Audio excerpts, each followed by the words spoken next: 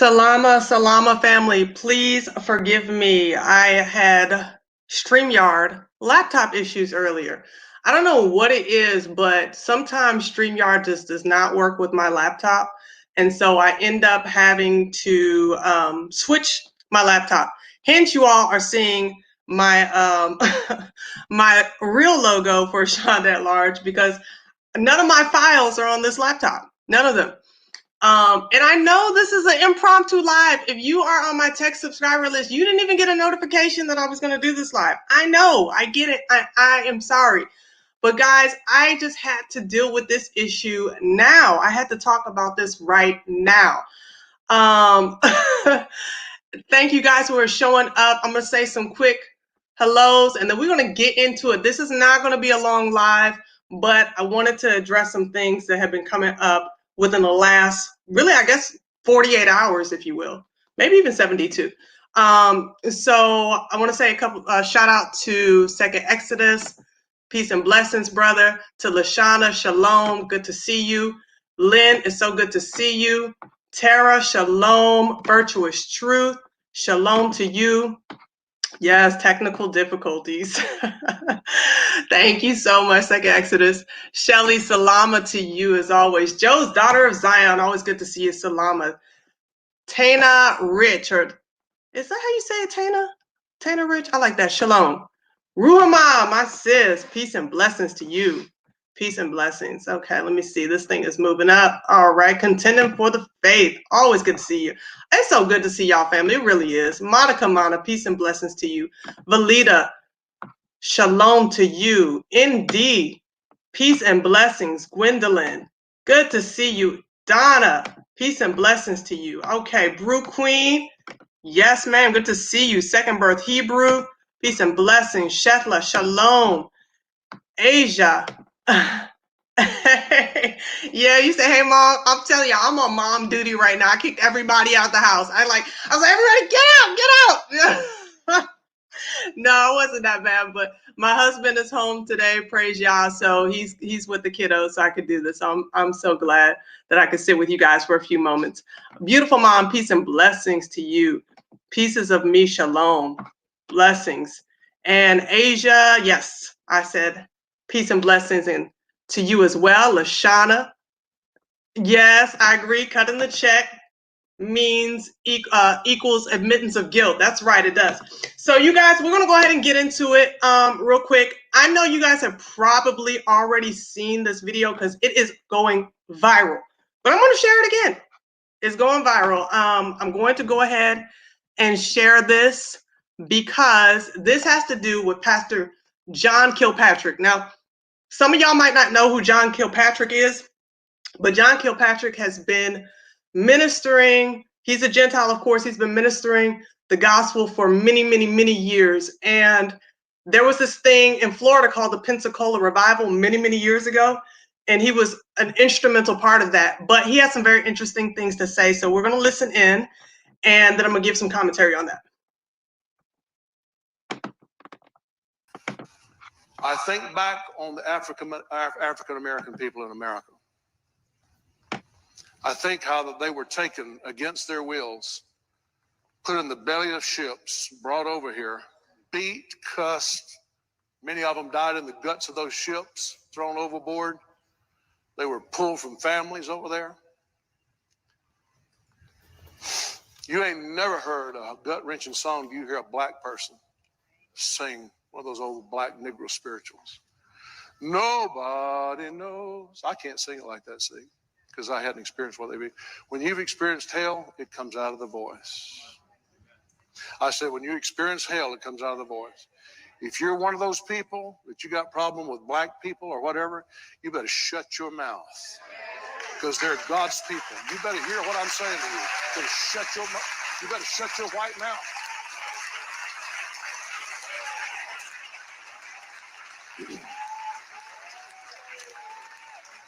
You better shut your white mouth. I'm not kidding you.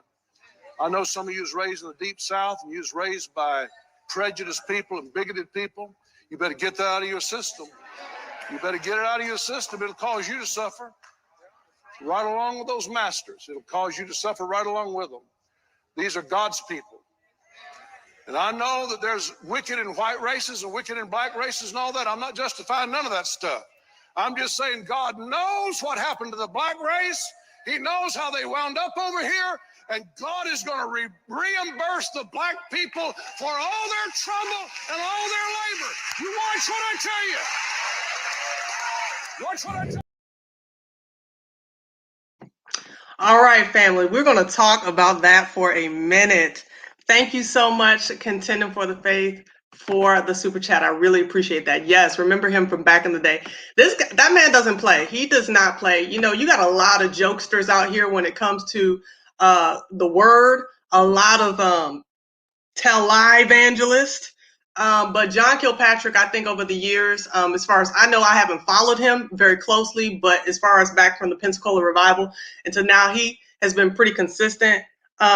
He has always been about a revival mindset. And yes, he did. Second Exodus, he did come very close to. He didn't say we're y'all's chosen people, but he made it clear that we're God's people, right?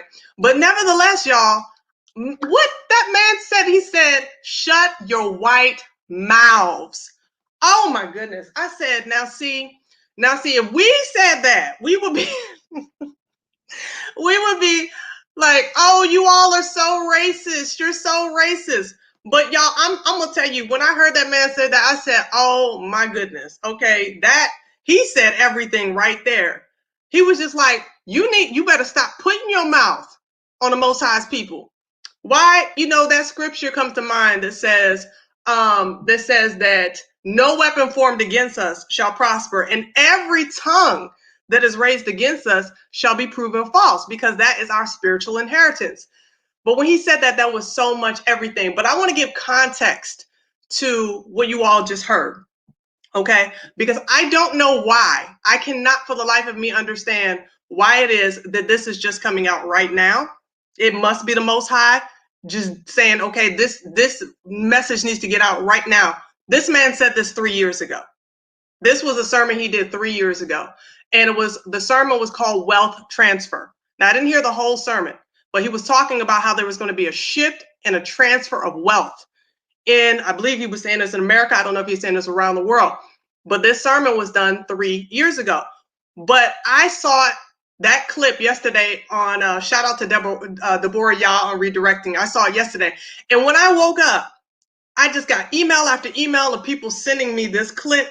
Go on YouTube, and it's everywhere. It is absolutely everywhere. So I said, okay, you know what? I'm going to talk about this. But there was another reason why I wanted to talk about this, because there's other things that are coming out, okay, all at the same time concerning the issue of reparations.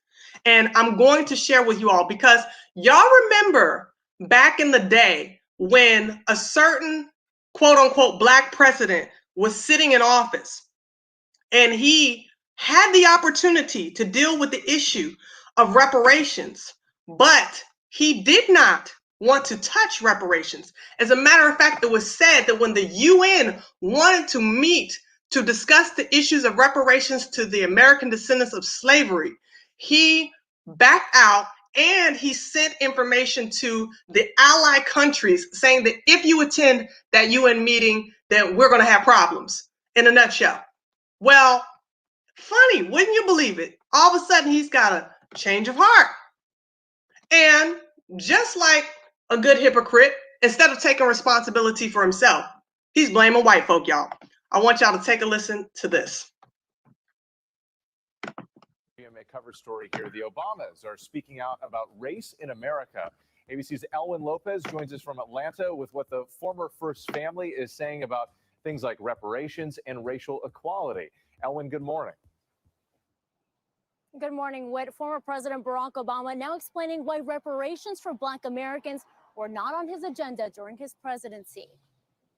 As Black History Month comes to a close, former first couple, Barack and Michelle Obama, are speaking out on race in America. In America, liberty, justice, and accountability are not for all. The ideal, this more perfect union of ours, is far from where the reality has been. The pair appearing in two separate interviews, with the former president taking a position on the issues of reparations for Black Americans. So if you ask me, theoretically, are reparations justified? The answer is yes. There's not much question, right? Joining Bruce Springsteen in the latest episode of their joint podcast, Renegades Born in the USA, saying, the power of this country was built in significant part, not exclusively, maybe not even the majority of it, but a large portion of it was built on the backs of slaves. The former president reflecting on why he didn't push for reparations during his administration. What I saw during my presidency was that the politics of white resistance and resentment, all that made the prospect of actually proposing any kind of coherent, meaningful reparations program struck me as politically not only a non-starter, but potentially counterproductive. And former First Lady Michelle Obama addresses younger generations directly, making an appearance on YouTube Originals Black History Month special, Black Renaissance. Deciding who it is you are underneath all the pressures and expectations that other folks want to put on you. It's a lot. And calling out institutional racism in its past and present forms, sending a message that there is much work to be done. Your generation knows all too well that those old fault lines of fear, racism, and discrimination based on the color of your skin weren't erased by a civil war or the passing of a Civil Rights Act, and certainly not the election of a Black president. In their podcast series, the former president and the rock star legend also discuss fatherhood, marriage, of course, some musical tunes, including their. So y'all see this nonsense. I'm gonna tell y'all, this bothers me so much, right? Because when I look at, and I'm looking at the chat and I'm listening to what y'all are saying, when I look at this utter hypocrisy, this nonsense, let me tell y'all something. I had never voted before, okay, until Barack Obama ran for president, the first term. And I got caught up, like most of us, in this idea of this iconic Black man. Of course, I didn't know back then Ham versus Shem, Israelite versus pagan. I didn't know any of those things. I just knew he was a Black man, well-spoken, well received, Black wife, Black children, looked like the perfect example of what we as a people wanted to thrive to be. Of course, before, the Most High woke us up to all of the reality of the delusion that was put before our eyes. And we got an opportunity to see his wickedness and to see all the cover-ups, like with Joan Rivers. And if y'all haven't heard what Joan Rivers had to say, then y'all need to go listen to that. But nevertheless, I voted for him in the first election, okay? And this man was aptly named on Time magazine after all of us Black people voted for him to get into office, okay? He would not have gotten into office without our vote. That's every single 4 years that a Democratic president is elected. It's hinging on the back of the Black vote, okay? But Time magazine named him the first gay president, okay? Not the first Black president, y'all. The first gay president.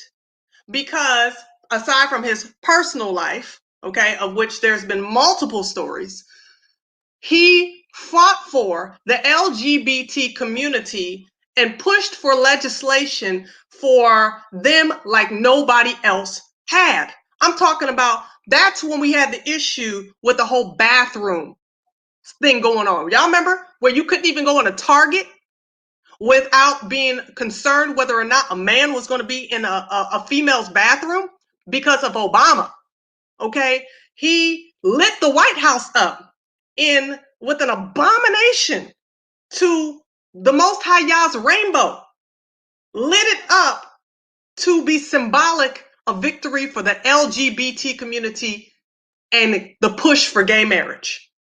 Now, this man is going to sit here with this person he's married to and had the nerve to talk about, I didn't feel it was politically expedient and white folk were holding my hands about the issue of reparations.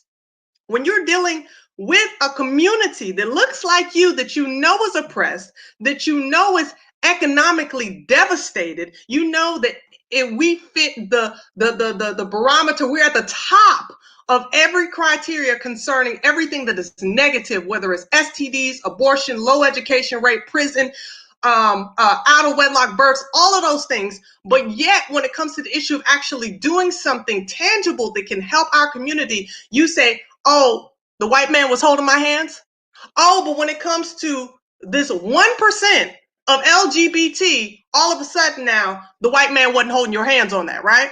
Okay, the white man wasn't stopping you from passing legislation to let men come into females' bathrooms. Because if I remember correctly, it was the religious right who stood up to Obama and said, this is unacceptable. You cannot have these people in a female's bathroom because it will lead to all kinds of sexual problems, whether it's raping our children, whether it's molesting the women. They were bringing up so many arguments. Y'all remember, I believe it was Obama during his term when they had the whole situation with Chick-fil-A.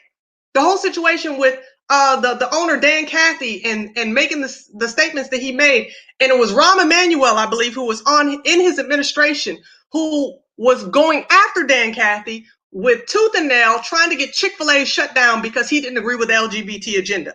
And that's when America exploded. Mike Huckabee called for this massive nationwide support of Chick-fil-A. Do y'all remember that? Okay, and people were lining up in droves. They were lining up everywhere to get Chick-fil-A to show how they did not agree with the Obama administration. They did not agree with the LGBT push. But he has the audacity to sit there and use that as a talking point to try to take the focus and the blame off of his irresponsibility and his lack of concern for the Black community. Why? Because as someone said in the comment section, he ain't our people. He goes off of them folk. He ain't kinfolk. He goes off of what the 1% want. He goes off of what the agents want, if you will. Okay? He's not going off of what's best for us, because it's never been about what's best for us. And so now it's politically expedient. Why is it politically expedient now, Obama? You're not even a politician anymore, Obama. Why do you want to talk about this now? Why do you care about this now? Y'all better watch for that man. Y'all better watch out for that man.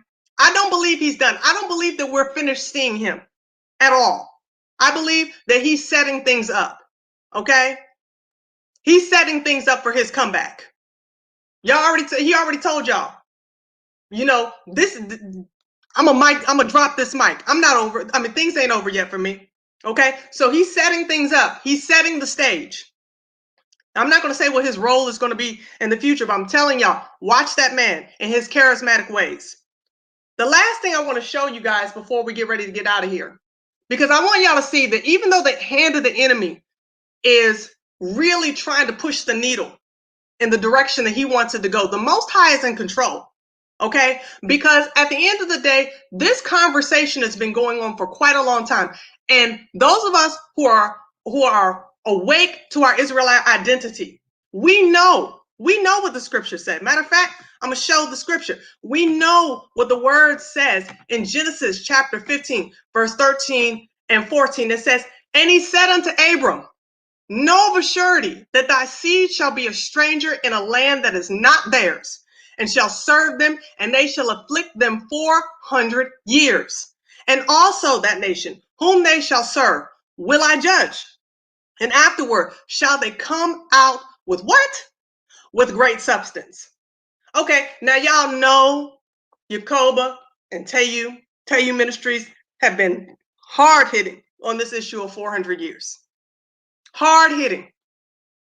Now we in 2021, we know what happened in 2020. All hell broke loose. All hell is still breaking loose. And what is the conversation piece of the day? Y'all, we got to pay them back. We got to deal with this. They were telling us we were crazy before. They were telling us we're loco. But we said, no, Nah, bro, we know who we are. We're waking up to who we are. And the Most High has been using people within our lineage, whether they realize it or not. He's been using the Antonio Moores and the Yvette Carnells of ADOS. He's been using Dr. Claude Anderson for many, many years. Sandy Darity. He's been using these economists to point to the reality that we are a people who need to be recompensed. Recompensed. Y'all heard what that pastor said. He is going to reward. So the last thing I want to show y'all, because white folk got to deal with their issues. They got to deal with their issues. And deal with their issues, they will. I want y'all to take a look at this video. I want y'all to take a look at this video. It's just a few minutes longer, but I want you to take a look at this because this video right here is showing that the Most High is not going to let these people pretend to be stupid any longer. You understand what I'm saying? He ain't going to allow them to walk around here acting ignorant to all of their crimes. Y'all take a look at this video. Reparations for Black Americans. In Congress, H.R. 40, that's a bill, would examine the history of slavery and discriminatory government policies and suggest ways to address inequality. Consider this: the typical white household has about 10 times the accumulated wealth of the typical Black household. It's an issue we began looking into last summer on the campaign trail, and we found what many scholars say is the root of this racial wealth gap. It's not entirely in slavery or some century-old wrong, but in fact in the modern suburbs, and it touches on my own family's history. In 1953, my grandfather, Rudy DeCopel, became a homeowner, moving my grandmother and 3 kids, including my dad, out of a tiny apartment in Manhattan and into a new house in Lyndhurst, New Jersey, one of America's growing suburbs. After World War II, millions of families made a similar move. Families are pursuing the American dream to give their children a better chance in life. A lot of them were masons, carpenters, farmers. Working class. Working class. Proudly so. Definitely. Bob Jangeruso is the mayor of Lyndhurst and a lifelong resident. We had great childhood here. It's priceless. One of the best places you could ever imagine to grow up. And Joe Cafone, a retired police officer, is an unofficial town historian. It sounds like a classic American suburb. That's it. That's exactly. That's a really good way to put it. But America's suburbs have another story, less often told, about who was able to buy these homes and benefit from that boom time economy, and who was not. It's just a remarkable record of exclusion. David Trout is a law professor at Rutgers University, Newark. It is not accidental, and it is not just a question of bad attitudes. It's a question about inequitable rules.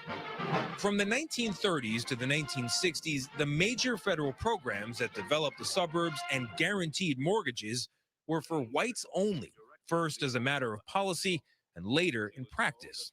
Redlining, for example, is a term that comes from these 1940s-era maps adopted by the Federal Housing Authority. Green, blue, and yellow areas were typically eligible for government-backed loans and investment. The red areas were not, leaving them starved for resources. And as I look back at Lyndhurst and the surrounding county, where my great-grandparents also owned a home, I noticed those redlined areas had a lot in common. They were anywhere from 45% to 95% Negro, the term used. Some had wells spoiled by typhoid. Some did not have city gas or utilities going to all the properties. Some were divided off by a railroad line or an elevated train, so physical segregation in addition to everything else. Any of that surprise you? Not at all. In fact, you can multiply those findings across the country. Those who were fortunate enough to enjoy the largesse of this government were able to see benefits accrue over generations, which they could then share with their children and their grandchildren. And so to be left out of that process of household wealth accumulation has been devastating for Black families. By 1950, about half the new home purchases in America were made with government-backed loans. But 98% of them went to white buyers. And among veterans like my grandfather in the lucrative New York, New Jersey area, it was more than 99%. It's an uncomfortable fact that families like mine are only just beginning to face. Wait a minute, you're telling me they were only going to mortgage white people? Yeah. Yeah. For you to say that Lyndhurst is the way it is, because it almost implies that Lyndhurst was racist. No, this is my family too. I'm not saying that. I'm saying that we had no idea. You're right. Most people would not have known that the federal government had this program in place. A lot of people did not know. But a lot of people, Lee Porter among them, were personally, physically aware that racist policies prevented black families from moving into highly desired neighborhoods. I didn't call it redlining, but yeah, that's what it was. What did you call it? We call it, this is the area that persons of color can live. At 94 years old, Porter still runs the Fair Housing Council of Bergen County. You've been called the mother of fair housing in New Jersey. I don't know how that happened. She's been here since the 1960s, when she and her husband were blocked from buying homes they could afford. How did you feel when you found out that real estate agents were steering you away from the White Houses? I was quite angry about it, but I was persistent. I was determined to get what I wanted, the same as anybody else. Quite angry sounds like an understatement. We managed. We did okay. But black families who couldn't own those nicer homes have not been able to build the same wealth over time.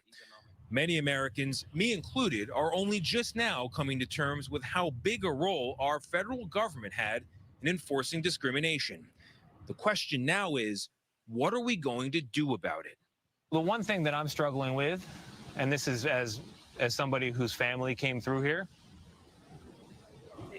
is when I looked at the old maps, just over the river, the areas were redlined by the federal government, meaning they weren't worthy of mortgages, and Lyndhurst wasn't redlined. What do you do with that knowledge? Come on, we're all God's people. Now that we do know, Right. what do we do about it? You know, that's a good question. I don't have the answer to that, Tony. I wish I did.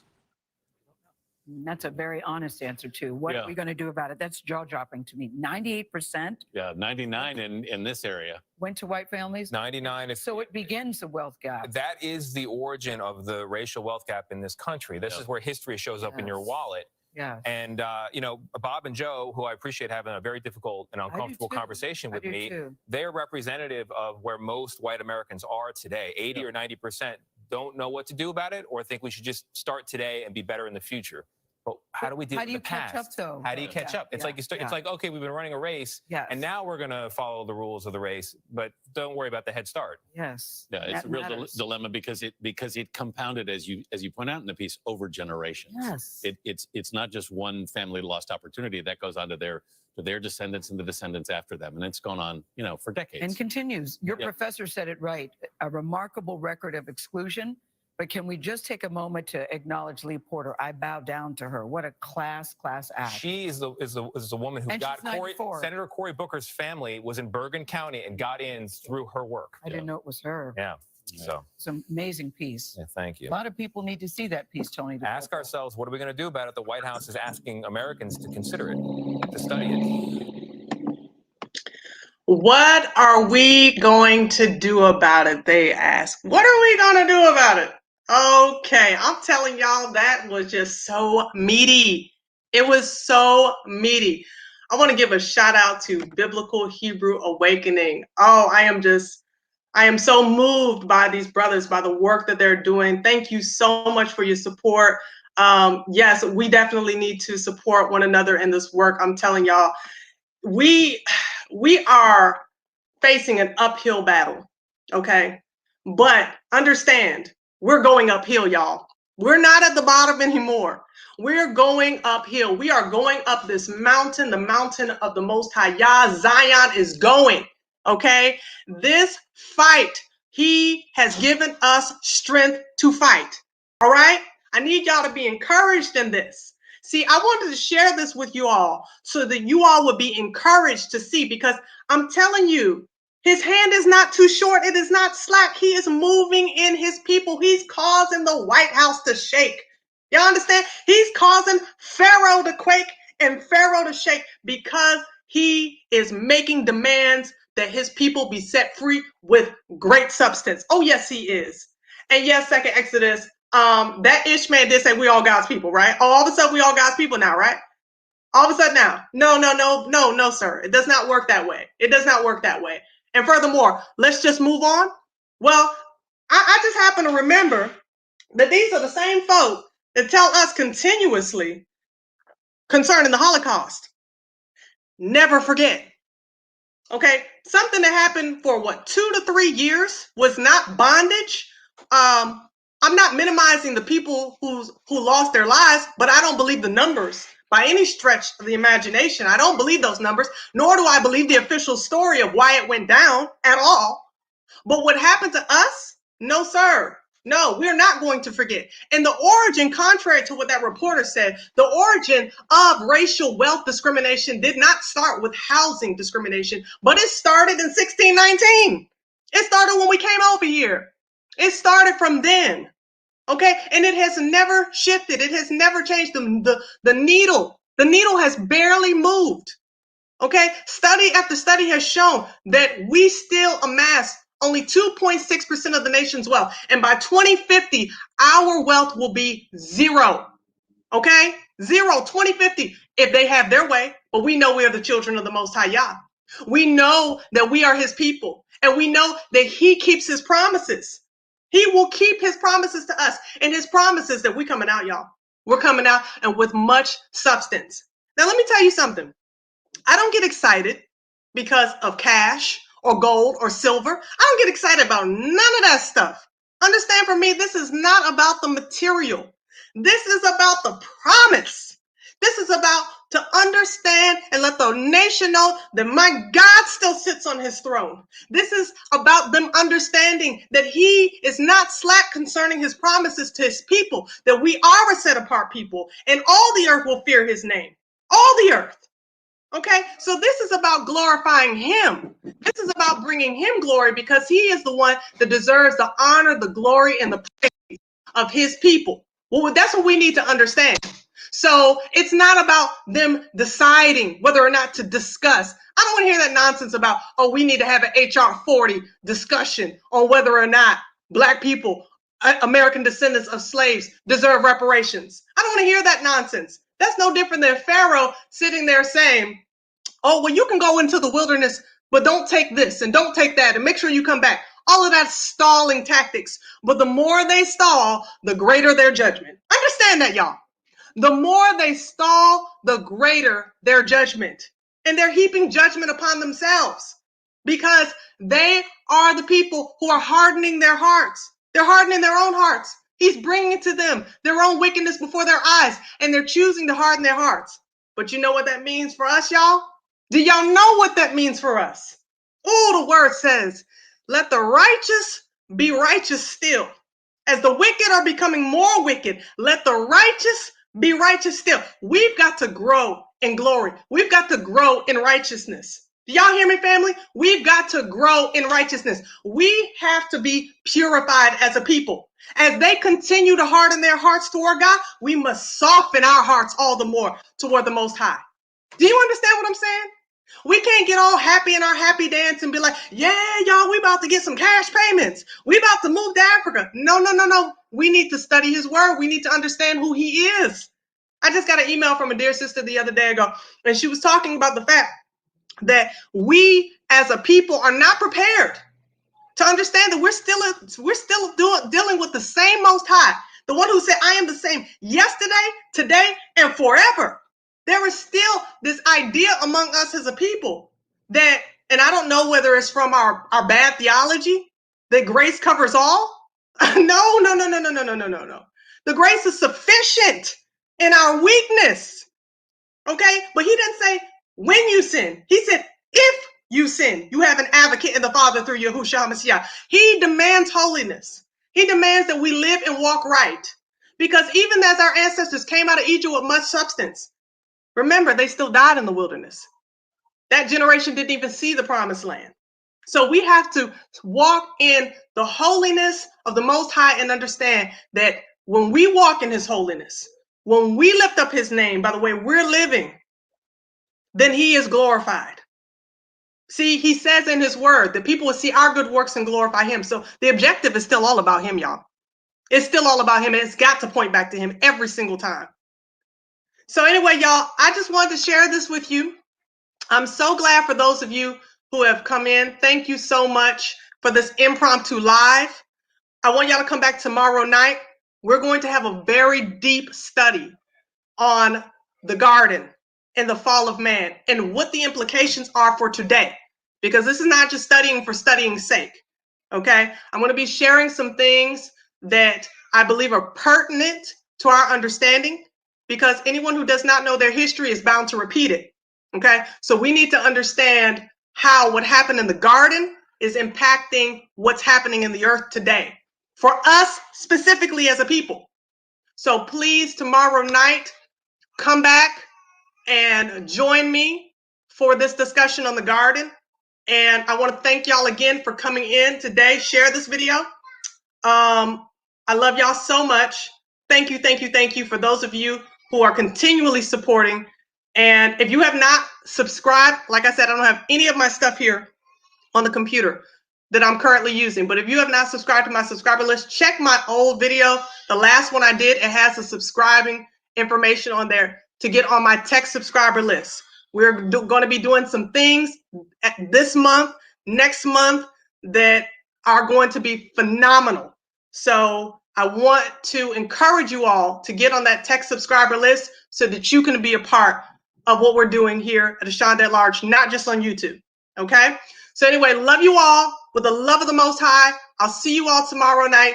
Peace and blessings, family. Salama to you all. And as you know, as I always say, y'all, love yourselves without hating your enemies. Until next time, y'all bless and salama.